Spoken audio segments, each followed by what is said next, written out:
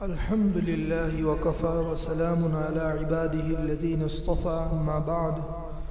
أعوذ بالله من الشيطان الرجيم بسم الله الرحمن الرحيم قل اللهم مالك الملك تؤتي الملك من تشاء وتنزع الملك ممن تشاء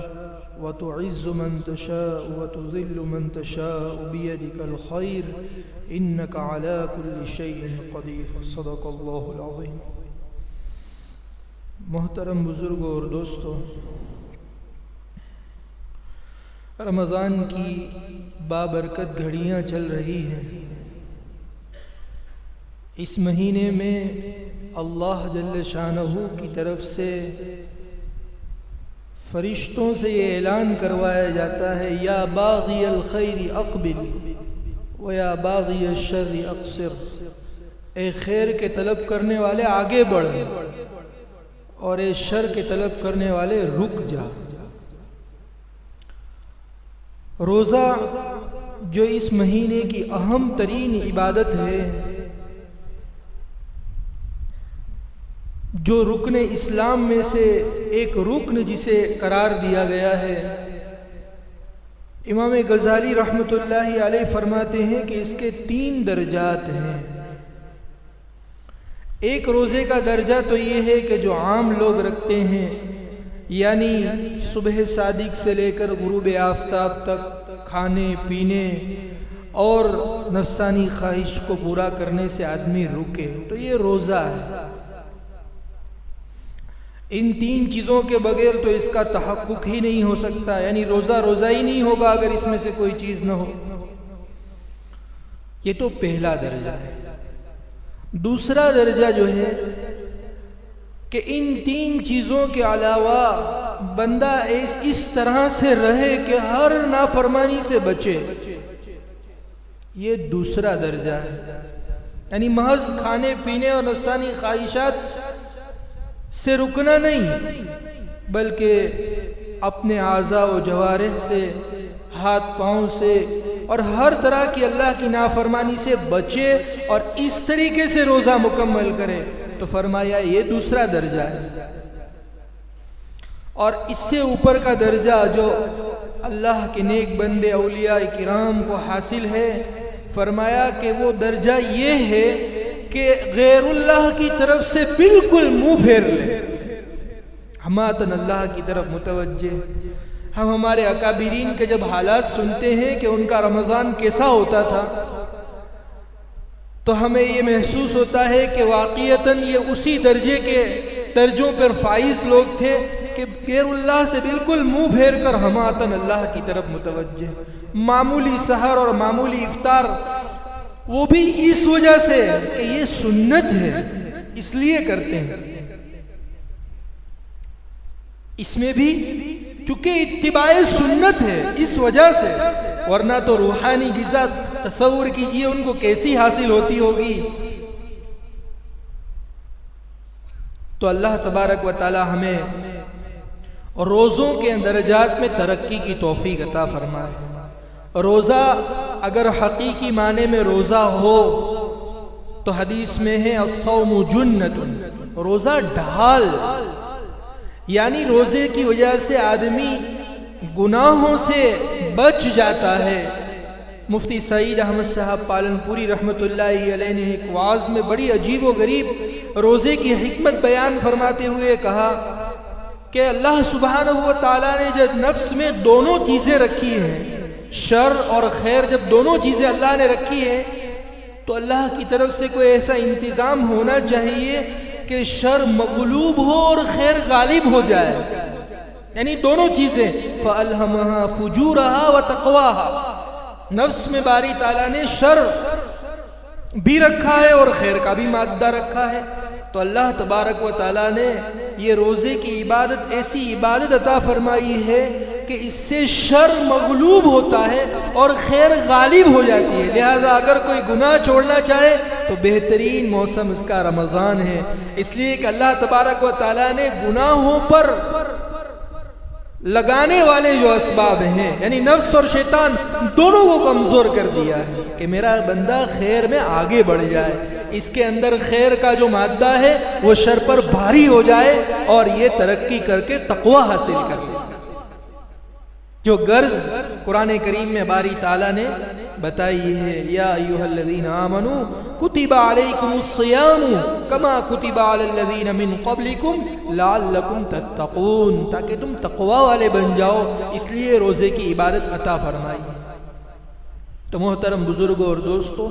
یہ روزہ جو ہے محض بھوکے پیاسے رہنے کا نام نہیں ہے۔ نبی کریم صلی اللہ علیہ وسلم کا پاک ارشاد ہے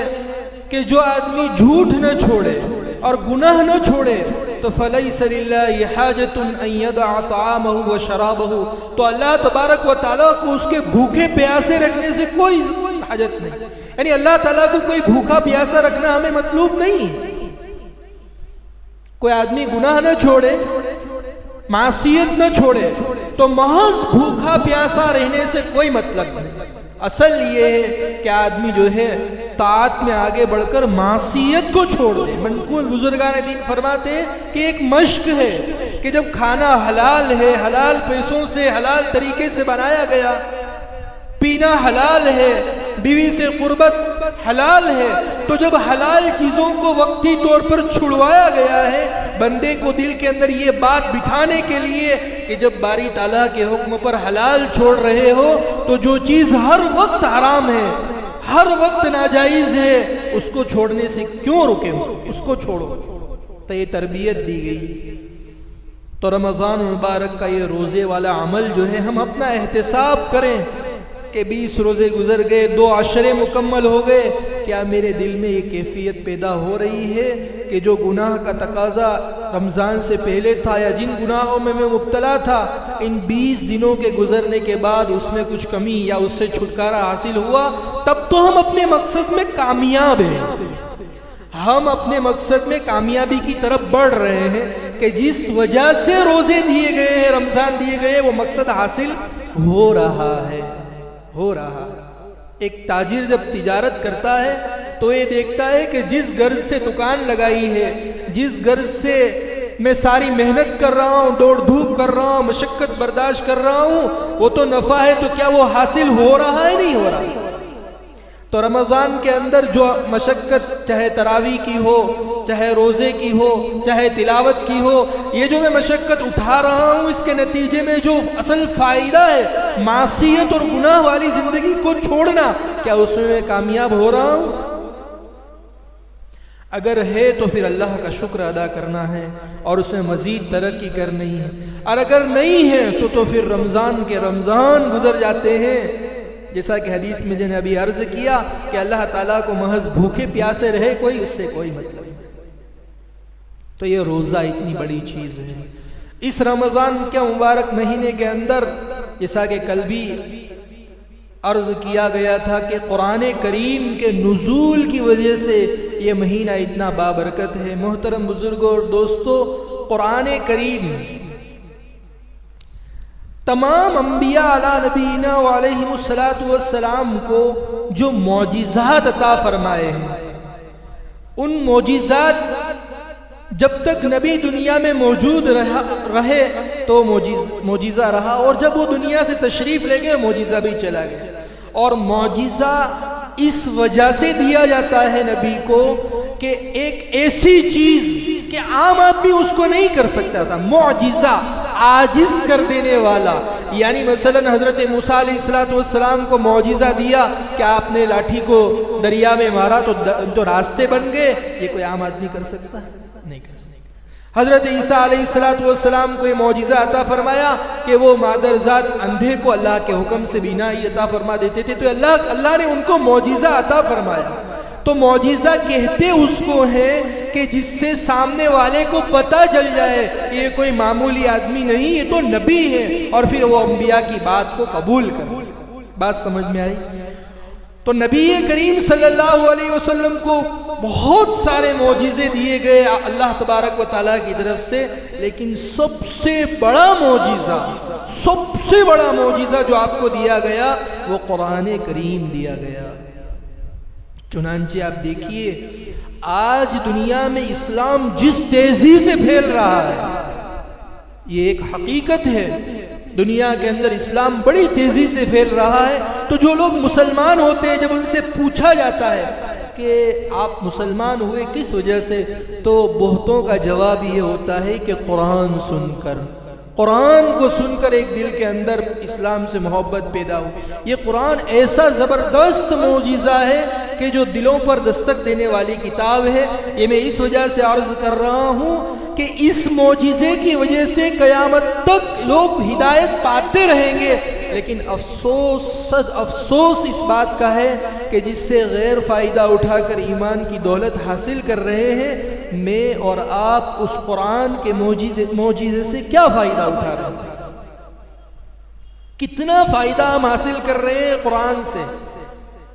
ہماری حد تو یہاں تک ہے کہ اللہ ہمیں معاف فرمائے، بہت بڑا طبقہ ایسا ہے جو دیکھ کر قرآن کے الفاظ کو صحیح پڑھ بھی نہیں پاتا، یہاں تک بھی ہم نہیں پہنچے۔ حالانکہ قرآن ایسا زندہ جاوید معجزہ ہے۔ مصنف ابن ابی شیبہ میں حضرت عبداللہ ابن مسعود رضی اللہ تعالیٰ عنہ سے ایک اثر منقول ہے کہ من اراد العلم فلیقرأ القرآن فإن فیہ علم الاولین والآخرین، کہ جس کو علم چاہیے وہ قرآن پڑھے، اس میں اولین اور آخرین کا علم ہے۔ آدم علیہ نبینا علیہ السلام کی پیدائش سے لے کر جنتی جنت میں چلے جائیں گے، جہنمی جہنم میں چلے جائیں گے، وہاں تک کا نقشہ کھینچ دیا ہے اس کتاب عزیز۔ اب ذرا دیکھیے تو صحیح، ساری چیزوں کا احاطہ کر لیا ہے اس قرآن کریم کے اندر، اور رہنمائی ایسی زبردست ہے۔ میں بھی جو اصل بات کرنی ہے چند منٹوں میں وہ عرض کر رہا ہوں، اس پر آ رہا ہوں اس کے مقدمے کے طور پر کہ ہم قرآن سے فائدہ کیا اٹھاتے ہیں۔ حالانکہ میرا اور آپ کا یہ یقین ہے کہ قرآن تو صرف پڑھنے کی کتاب نہیں بلکہ رہنمائی حاصل کر کے اس کے مطابق زندگی گزارنے کے لیے اللہ کا ایک حکم نامہ ہے۔ تو جب ہمارے پاس ہمارے رب کا حکم نامہ موجود ہے جس میں تمام مسائل، تمام حالات، تمام پریشانیوں، تمام الجھنوں سے نکلنے کا راستہ اللہ تعالیٰ نے بتلا دیا ہے، تو پھر کیا وجہ ہے کہ آج مسلمان ہر میدان میں ٹھوکر کھا رہا ہے، ہر میدان میں مارا جا رہا ہے، ہر میدان میں ستایا جا رہا ہے، ہر میدان میں ذلیل کیا جا رہا ہے؟ ملک عزیز کے ابھی فی الحال جو حالات ہیں، اس کے پس منظر میں میں قرآن کریم کا ایک نقشہ آپ کے سامنے عرض کروں۔ اس سے پہلے یہ بات سمجھ لیجئے کہ بنی اسرائیل کے احوال قرآن کریم میں کثرت سے بیان کیے گئے، اور نبی کریم صلی اللہ علیہ وسلم نے روایت میں فرمایا لَتَتَّبِعُنَّ سَنَنَ مَنْ قَبْلَكُمْ، کہ تم پچھلی قوموں کے راستے پر ضرور چلو گے۔ اور مسند احمد کی روایت میں تو فرمایا کہ تم بنی اسرائیل کے راستے پر چلو گے، تو بنی اسرائیل کے راستے پر چلو گے یعنی وہ نافرمانیاں جو ان میں ہوئی تھی تم میں بھی ضرور ہوں گی، اور بہت حد تک حالات اس امت اور اس کے سیم ہوں گے، ایک جیسے ہوں گے۔ بنی اسرائیل میں حضرت موسیٰ علیہ السلام جب فرعون نے بنی اسرائیل پر ظلم کی انتہا کر دی اور اس قدر ظلم کیا جس کو قرآن میں جگہ جگہ پر ذکر کیا ہے، یستضعف طائفة منہم، سورہ قصص کے شروع میں جو آیت ہے کہ وہ ان سے خدمت لیا کرتا تھا۔ تفسیر ابن کثیر میں اس آیت کے تحت لکھا ہے کہ وہ لوگ یعنی بنی اسرائیل کانا خیر اہل زمانی ہی، وہ اس زمانے کے بہترین لوگ تھے بنی اسرائیل، لیکن ان کے اوپر فرعون جیسا ظالم اور جابر اللہ نے مسلط کر دیا تھا کہ جو یذبح ابناءہم ویستحیی نساءہم انہ کان من المفسدین، کہ وہ اتنا ظلم کرتا، بچوں کو ذبح کرتا، عورتوں کو زندہ چھوڑ دیتا، اور یوں کہتا وَإِنَّا فَوْقَهُمْ قَاهِرُونَ،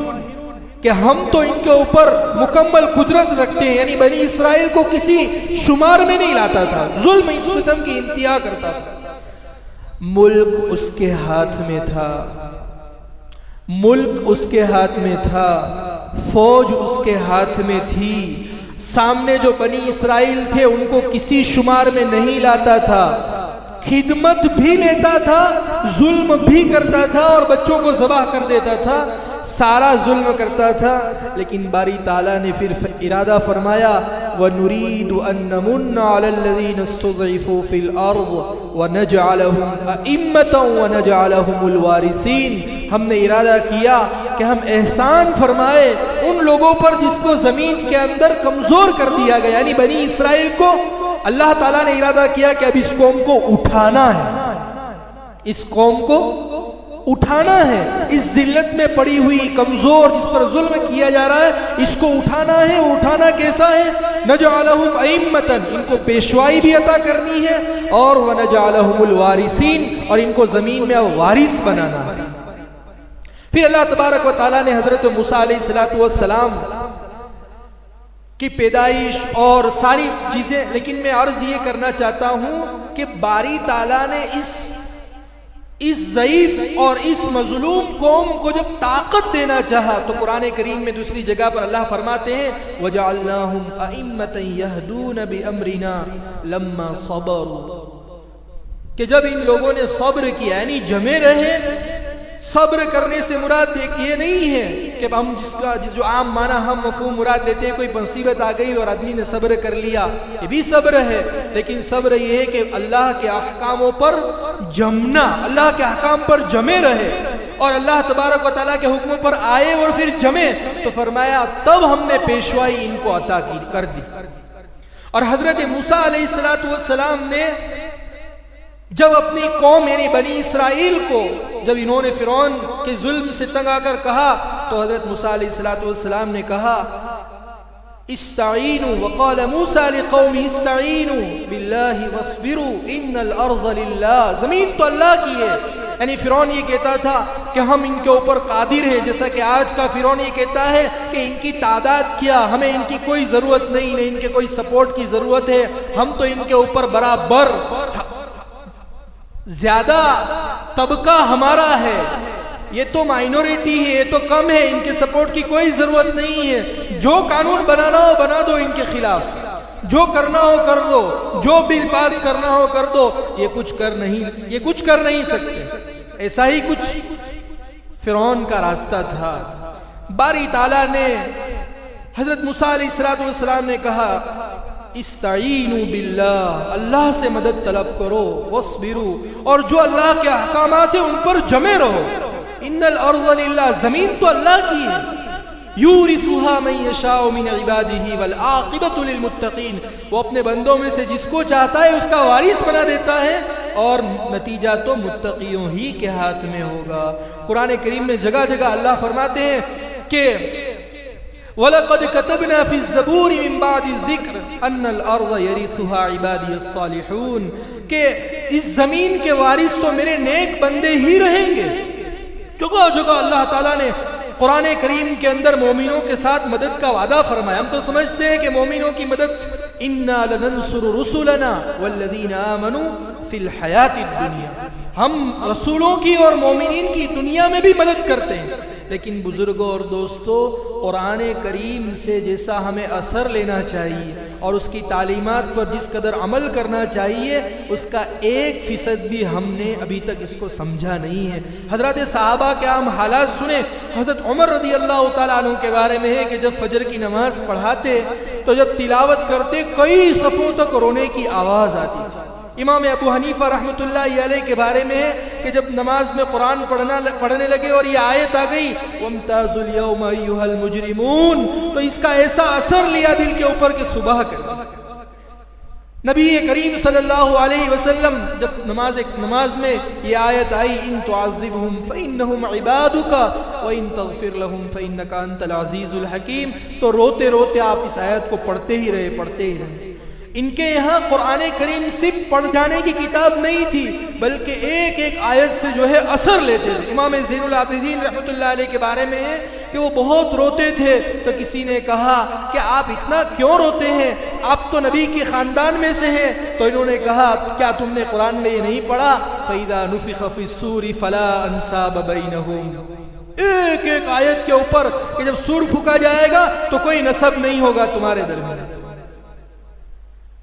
ایک ایک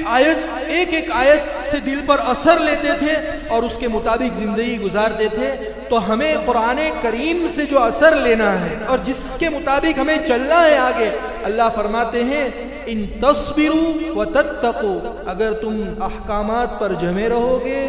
گناہوں سے بچتے رہو گے، فرما برداری والی زندگی اختیار کرو گے، تقوی اختیار کرو گے، اتنی بڑی بشارت قرآن میں فرمائی ہے۔ اللہ فرماتے ہیں لا یضرکم کیدہم شیئا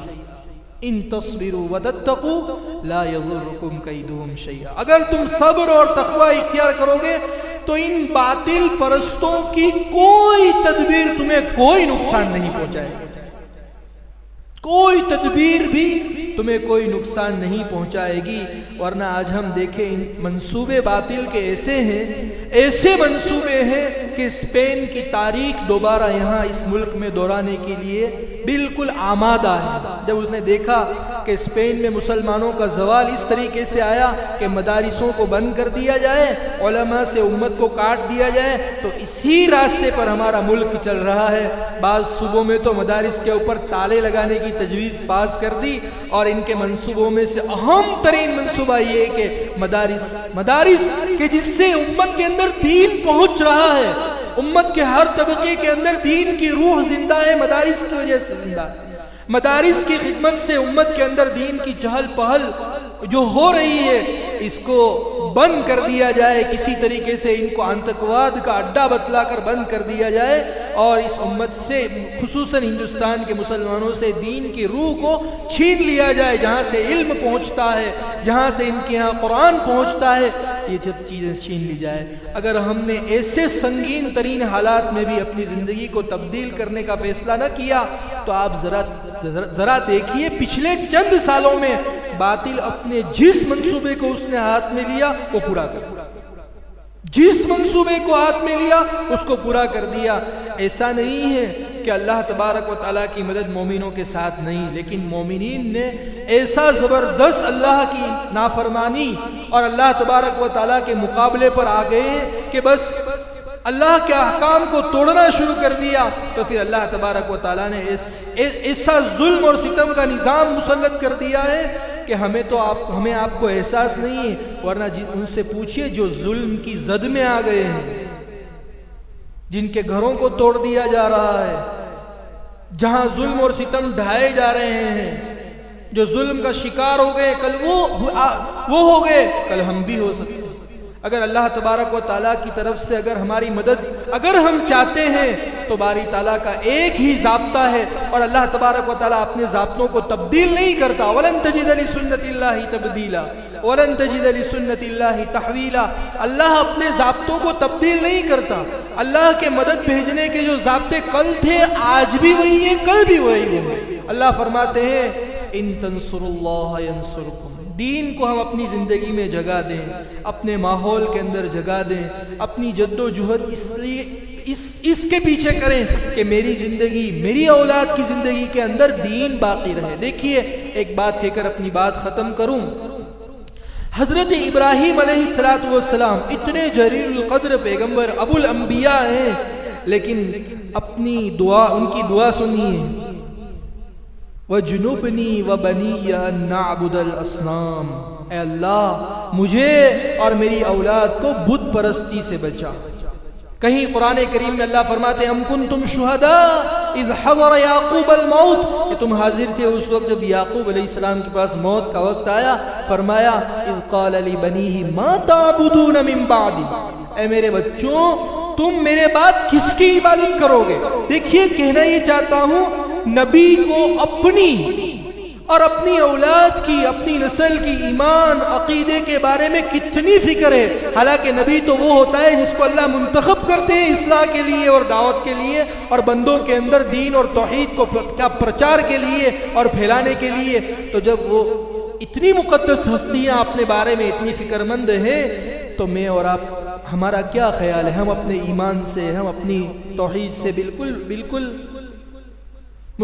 ترمذی شریف کی ایک روایت ہے جس کے کہہ کر میں اپنی بات ختم کروں۔ حضرت ابو سعید خدری رضی اللہ تعالیٰ عنہ راوی ہیں، فرماتے ہیں کہ نبی کریم صلی اللہ علیہ وسلم نے ایک روز عصر کی نماز پڑھائی، اور پھر آپ صلی اللہ علیہ وسلم نے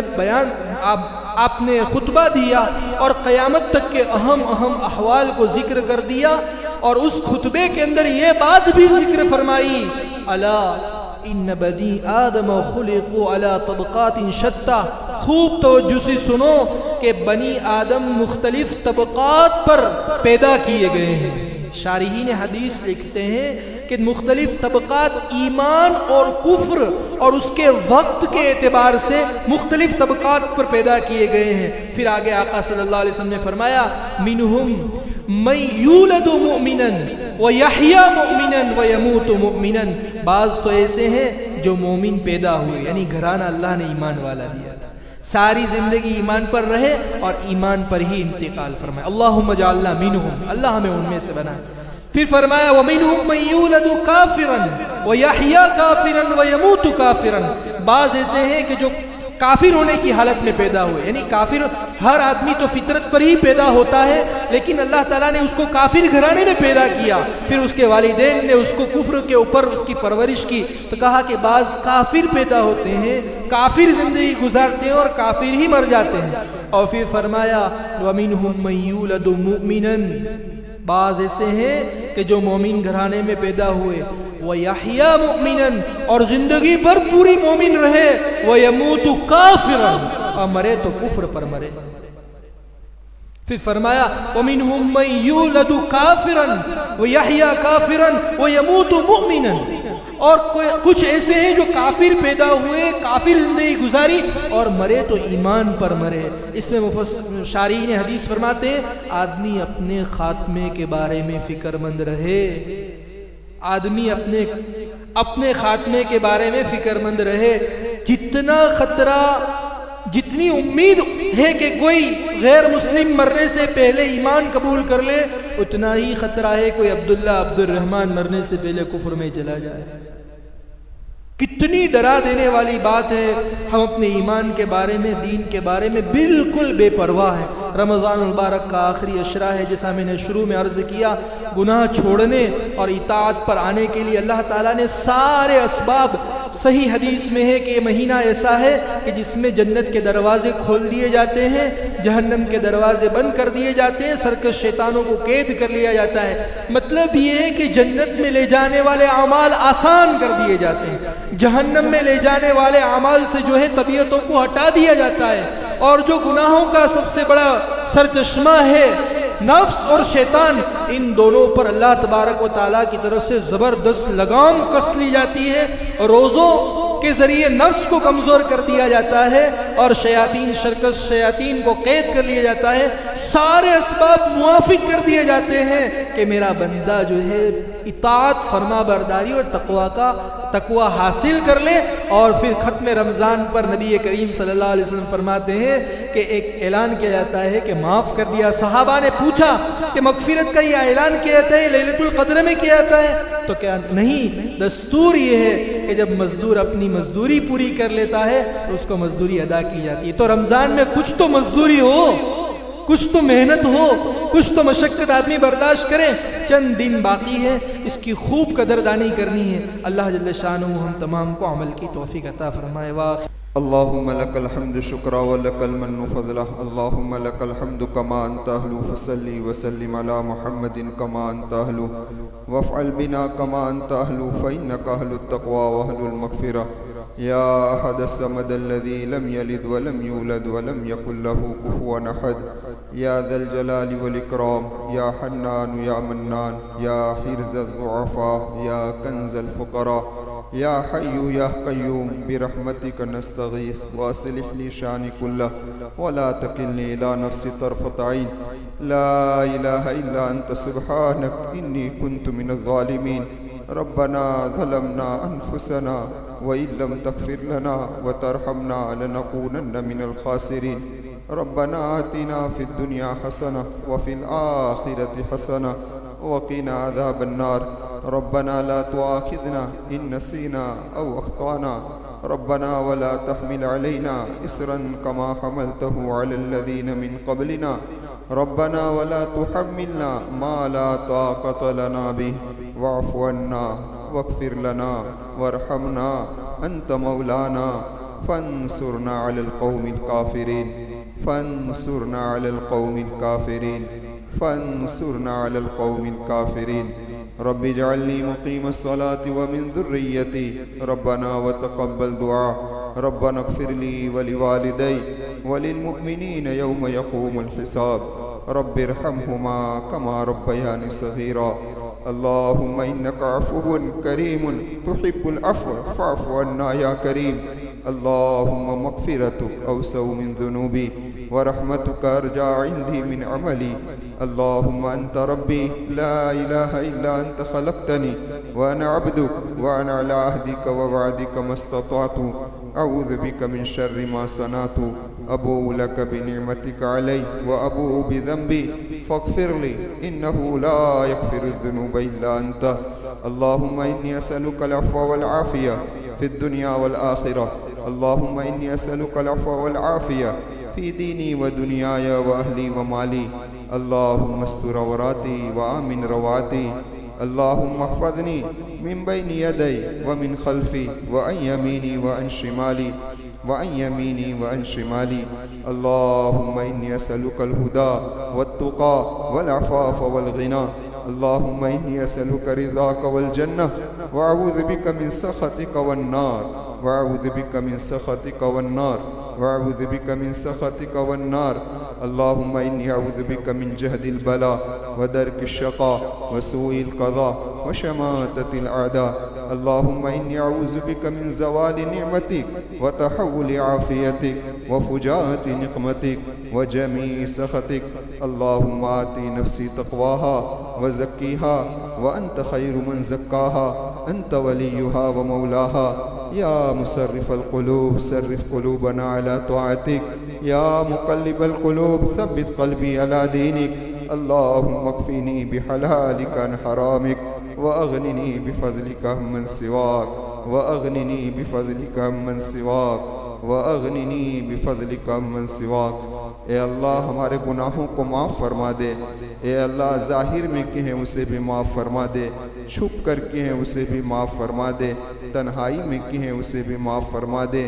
اعلانیہ کہیں اسے بھی معاف فرما دے اے اللہ جو کچھ بھی تیرے علم میں ہمارے گناہ ہے ارادے کے ساتھ کہیں بغیر ارادے کی کہیں مقصد کی بنا کر کہیں بغیر مقصد بنا کر کہیں اے اللہ تو سب کچھ جانتا ہے اے اللہ تیرے علم سے ہمارا کوئی گناہ باہر نہیں ہے آپ بڑے رحیم ہے آپ کریم ہے اے کریم کرم کر دے اے رحیم رحم کر دے اے کریم کرم کر دے اے رحیم رحم کر دے اور ہمارے سارے گناہوں کو مٹا دے اے اللہ جس جگہ پر گناہ کیے ہیں اس جگہ سے نشانات بھی مٹا دے اعمال نامے میں سے بھی ختم کر دے فرشتوں کی یادوں سے بھی ختم کر دے کوئی انسان اس گناہ پر گواہ ہو تو اسے بھی مٹا دے اس کی یاد سے بھی مٹا دے اے اللہ کوئی گوشہ نہیں چھوڑا کوئی جگہ نہیں چھوڑی کوئی گھڑی نہیں چھوڑی نہ دین چھوڑا نہ رات چھوڑا نہ تنہائی چھوڑی نہ جلوت چھوڑی اے اللہ ہر جگہ پر تجھے ناراض کیا ہے ہر جگہ پر تجھے ناراض کیا ہے یہ ہمارا ظلم عظیم ہے تو ہمیں معاف کر دے تو ہمیں معاف کر دے اے میرے اللہ یہ تیرا رحم ہے ہم گناہ کرتے رہے تو ہمارے گناہوں پر پردہ ڈالتا رہا آج تک آپ نے ہمارے گناہوں کو ظاہر نہیں کیا یہ تیرا بہت بڑا کرم ہے اسی بنا پر یہ عزتوں کے ساتھ بیٹھے ہوئے ہیں اے اللہ اگر تو ہمارے گناہوں کو ظاہر کر دیتا تو آج ہماری اولاد ہمارے قریب نہ بیٹھتی ہمارے ماں باپ ہمیں گھر پر رکھنے کے لیے تیار نہ ہوتی ہماری بیویاں ہمیں سنبھالنے کے لیے تیار نہ ہوتی اے اللہ تو کتنا کریم ہے کتنا رحیم ہے کہ آپ نے ہمارے ہر گناہ کو چھپائے رکھا ہے آپ نے ہمارے گناہوں کو ظاہر نہیں کیا ہے یہ تیرا کرم ہے اے اللہ جو کرم کا معاملہ تو نے آج تک کیا ہے تیری رحمت کا واسطہ دیتے ہیں تیرے کرم کا واسطہ دیتے ہیں تو ہمارے اس گناہوں کو موت تک چھپائے رکھنا موت تک چھپائے رکھنا موت تک چھپائے رکھنا موت کے وقت بھی چھپائے رکھنا موت کے بعد بھی چھپائے رکھنا مرنے کے بعد بھی ذلیل نہ کرنا مرنے کے بعد بھی ذلیل نہ کرنا مرنے کے بعد بھی رسوا نہ کرنا اے اللہ جب ہمارا جنازہ اٹھایا جائے اے اللہ تو کہنے والے کہے بھلا آدمی تھا اچھا آدمی تھا جو اس دنیا سے چل بسا، ایسی شکل و صورت پیدا فرما دینا، ایسی شکل و صورت پیدا فرما دینا۔ اے اللہ ایسے اعمال کرنے کی ہمیں توفیق دے دینا تاکہ اے اللہ لوگ ہم سے راضی رہے، لوگ ہم سے خوش رہے، اور تو بھی ہم سے راضی رہے، تو بھی ہم سے خوش رہے۔ اے اللہ ہم نے سنا ہے اعتبار خاتمے کا ہے، اعتبار خاتمے کا ہے۔ اے اللہ تیرے پیارے نبی کی حدیث جو ابھی ہم نے سنی، کچھ پتہ نہیں ہمارا خاتمہ کس حال میں ہوگا، لیکن اے اللہ تیرے پاکیزہ گھر میں بیٹھے ہیں، اور بیٹھ کر ہم تجھ سے التجا کرتے ہیں کہ آپ نے ہمیں بغیر مانگے ایمان دیا ہے، اپنے رحم کرم سے دیا ہے، تو ہمارے اس ایمان کی حفاظت بھی آپ ہی فرما لینا، اور ایمان ہی کی حالت میں ہمیں اس دنیا سے رخصت فرمانا۔ اے اللہ تو ہمارے گناہوں کے درمیان میں جس طریقے سے مشرق اور مغرب کے درمیان میں فاصلہ ہے، اس طریقے سے ہمارے گناہوں اور ہمارے درمیان میں فاصلہ کر دے، گناہوں کی نفرت ہمارے دلوں میں ڈال دے، نیکی کی رغبت ہمارے دل میں ڈال دے، اعمال صالحہ کرنا ہمارے لیے آسان فرما دے، برے کاموں سے بچنا ہمارے لیے آسان فرما دے، امت کے حالات پر رحم فرما دے، امت کے مریضوں کو شفا دے دے، جیلوں کے حوالے ہیں رہائی کی شکل صورت پیدا فرما دے۔ اے اللہ قرضوں میں ڈوبے ہوئے ہیں، ان کو قرضوں سے نکال دے، اپنی رحمت سے نکال دے، کوئی سہارا نہیں ہے، تیرے ہی سہارے پر امید لگائے بیٹھے ہوئے ہیں، آگے سارے پردے نظر آ رہے ہیں، اندھیرا ہی اندھیرا نظر آ رہا ہے۔ اے اللہ بے چین ہے، بے قرار ہے، نہ کسی سے کہہ سکتے ہیں نہ سہ سکتے ہیں، آہیں بھر رہے ہیں، کروٹیں بدل رہے ہیں، نیند نہیں آ رہی ہے، بے چینی میں اپنی زندگی گزار رہے ہیں۔ اے اللہ تو چاہ، تیری قبضہ قدرت میں سب کچھ ہے، تیری قبضہ قدرت میں سب کچھ ہے، ان قرضوں میں ڈوبے ہوئے کو نکال دے۔ اے اللہ کبھی میسیج کر رہے ہیں، کبھی فون کر رہے ہیں، کبھی درخواست کر رہے ہیں، کبھی اشارے کر رہے ہیں، اے اللہ ان کے حالات کو تو جانتا ہے، تیرے سوا کوئی نہیں جانتا۔ اے میرے رحیم مولا عافیت کے ساتھ نکال دے، عزت کے ساتھ نکال دے، ذلیل نہ کرنا، ذلیل نہ کرنا، رسوا نہ کرنا، کسی کا محتاج نہ بنانا، کسی کے در کا بھکاری نہ بنانا، اے اللہ کسی کے در کا بھکاری نہ بنانا، تجھ سے ہی ادا کروانا، اور تو ہی ادا کروا دینا، تو ہی مدد کروا دینا، تو ہی مدد کروا دینا، اور عافیت کے ساتھ نکلوا دینا۔ سارے مقروضین کو قرضوں سے نکال دے، سارے مقروضین کو قرضوں سے نکال دے۔ امت کا ایک بڑا طبقہ معاشیت کے اندر پریشان ہے، اے اللہ گھروں کے اندر کچھ نہیں ہے، اے اللہ جیب میں بھی کچھ نہیں ہے، اے اللہ تاریخ آتی جا رہی ہے، ایک طرف سے بیویوں کے سوالات ہیں، ایک طرف سے بچوں کی فرمائشیں ہیں، پورا کرنے کے لیے ان کے پاس کچھ نہیں ہے۔ عید کی خوشی کا دن آ رہا ہے، جو صاحب مال ہے وہ تو بہتر کپڑوں میں آئیں گے، اے اللہ ان غریبوں کی مدد کر دے، ان کی نصرت کر دے، ان کی ضرورتوں کو خزانہ غیب سے پورا کر دے، صاحب مال کے دلوں کو ان کی طرف مائل کر دے۔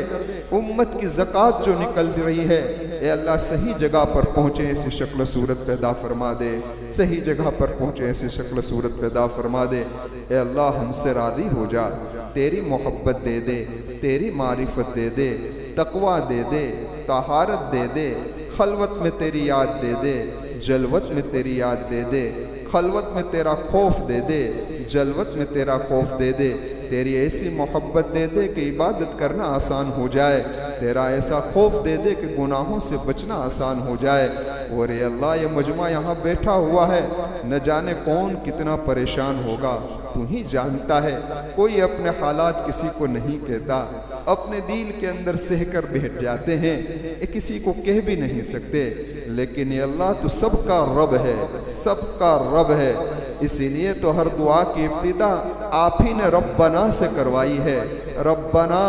حضرت آدم سے بھی کہا کہ آدم ربنا، اسی بنا پر کہ رب اسی کو کہا جاتا ہے جو پرورش کرنے والا ہو، اور پرورش کرنے والے کو جس کی پرورش کی جاتی ہے اس سے محبت ہوا کرتی ہے۔ اے اللہ تیرا رب کہنا اور اپنے آپ کا رب کا اعلان کروانا اس بات کی دلیل ہے کہ تو ہم سے محبت کرتا ہے، تو ہم سے محبت کرتا ہے۔ تو ہم سے محبت کرتا ہے، اے اللہ تیری محبت کا واسطہ دے کر تو ہماری مغفرت کر دے، ہماری مغفرت کر دے، عذاب قبر سے بچا لے، عذاب قبر سے بچا لے، اور ہمارے مرحومین کی مغفرت کر دے۔ ہمارے والدین تیرے پاس پہنچ چکے ہیں، کسی کا ایک کسی کے دونوں، اے اللہ بس کسی کا بھائی، کسی کی بہن، کسی کا بیٹا، اے اللہ اللہ جوانی میں بھی گئے، بڑھاپے میں بھی گئے، جنازے کندھوں پر اٹھائے، اے اللہ سب کچھ ہو گیا، ہم نے اپنی آنکھوں سے دیکھ لیا۔ اے میرے رحیم و کریم مولا، ان کی قبروں کو نور سے منور کر دے، جنت الفردوس میں اعلیٰ مقام عطا فرما دے، اعلیٰ مقام عطا فرما دے۔ وہ منتظر ہے ہماری دعاؤں کے، وہ منتظر ہے ہمارے ایصال ثواب کے۔ ہم نالائقوں کو توفیق دے دے کہ ہم ان کے حق میں دعائیں کریں، ہم ان کے حق میں ایصال ثواب کریں۔ بہت سے جنازے ایسے اٹھے ہیں اللہ کہ جن کے گھر کے اندر یتیم بچے ہیں، چھوٹے چھوٹے بچے ہیں، جوان بیوہ ہے، جوان بیوہ ہے۔ اے اللہ ان یتیموں کی بہترین کفالت کر دے،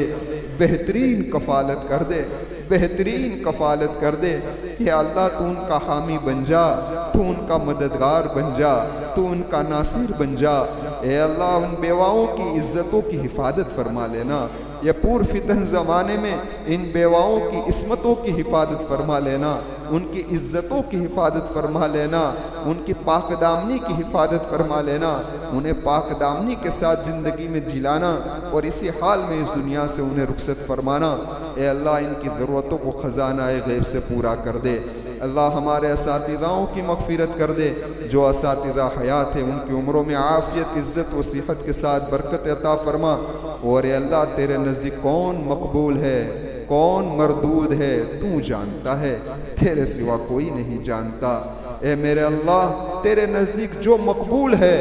اے اللہ ان کی دعاؤں میں ہمارا حصہ نصیب فرما دے۔ اے اللہ ان کی عمروں میں برکت عطا فرما دے، ان کی عمروں میں برکت عطا فرما دے، خصوصاً ہمارے ان بزرگ جو ہماری نظروں کے سامنے ہیں اور جنہیں ہم جانتے بھی نہیں ہیں، جنہیں ہم جانتے ہیں، جنہیں ہم نہیں جانتے۔ اے اللہ جو تیرے نزدیک محبوب ہے، لوگوں کے دل ان کی طرف مائل ہے، لوگ دوڑ دوڑ کر ان کی ملاقات کے لیے جا رہے ہیں اور ان کی مجلسوں سے فائدہ اٹھانے پہنچ رہے ہیں، بے شک تیرے پسندیدہ بندے ہیں۔ اے اللہ ان کی عمروں میں برکت دے دے، ان کا سایہ ہم پر تادیر رکھنا، ہمیں محروم نہ کرنا، ہمیں محروم نہ کرنا، ہمیں محروم نہ کرنا۔ اے اللہ آخر میں ایک التجا ہے، تیرے پیارے آقا و مولا محمد رسول اللہ صلی اللہ علیہ وسلم نے جتنی خیر تجھ سے مانگی ہے وہ ساری خیر ہمیں عطا فرما دے، اور جن شر سے نبی کریم صلی اللہ علیہ وسلم نے پناہ چاہی ہے ان سارے شرور سے ہماری حفاظت فرما لے۔ ان اللہ و ملائکتہ یصلون علی النبی یا ایھا الذین آمنوا صلوا علیہ وسلموا تسلیما۔ اللہم صلی علی محمد کلما ذکرہ الذاکرون وصلی علی محمد کلما غفل عن ذکرہ الغافلون برحمتک